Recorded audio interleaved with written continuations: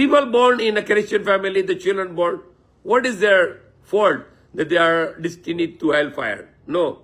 They have a choice also. Prophet Muhammad said, if a person is not getting the revelation, any revelation, he don't know about any book, and he don't know about any prophet, he will be only questioned on the day of judgment about oneness of Allah. If somebody is committing shirk, definitely he is bringing himself to hellfire. Shirk, that worshipping idols or worshipping other than one God. I was not aware that even in the Hinduism, in the Hindus, there are people who believe in only one God. They call themselves Arya Samaj, they call themselves Sanatan Dharam, and they say they believe in only one God. So we have to bring them to Islam, because at least they believe in one God. They doesn't know about Quran, they doesn't know about Prophet Muhammad Sallallahu Alaihi Wasallam. We have to tell them. But stop judging people that these people are destined to hellfire and we are the only going to paradise. No. We don't know if we are going to paradise. We hope that we can go to paradise. If somebody say, I'm surely going to paradise, he is in big danger now. He is bringing himself to hellfire because he is arrogant. If we are already guaranteed and sure for the paradise, then why there is a day of judgment? Why there will be the report cards given on the day of judgment? We are only hopeful. There's a Prophet Muhammad said, Al-imanu bayn al-khawf wa rija. The belief is in between the hope and khawf, the fear.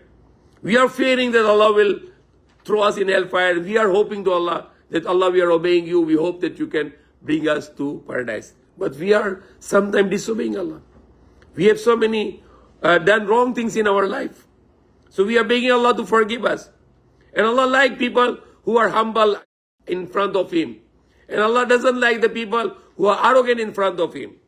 So when person said, I'm not going to hellfire, I will go to paradise, he is arrogant, and Allah doesn't like the people who are arrogant. And Allah likes the people who are humble.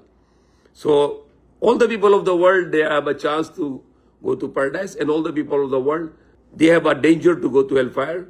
Allah is judging according to the capacity of the people. If they don't know about the Prophet Muhammad, they don't know about the Quran, it is our negligence. We are not telling them. But if they believe, if anyone, either a Christian or a Jew or a Hindu or a Buddhist or a atheist or Majus, whoever say, okay, I believe in Allah now, I believe in only one God, I believe in the next life, he is a believer now. Now you have to explain about the books of God, about the prophets of God, about Prophet Muhammad, about the Quran. But a person, when he say, I believe in God, and I believe in the hereafter, and I believe in only one God, you have to consider him as a believer. That's what Allah said here in the Quran.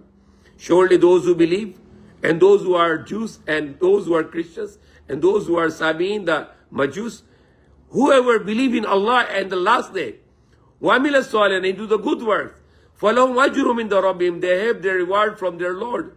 وَلَا خَوْفٌ عَلَيْهِمْ وَلَا هُمْ يَحْزَنُونَ, and they will not have any fear upon them, and they will not be grieved.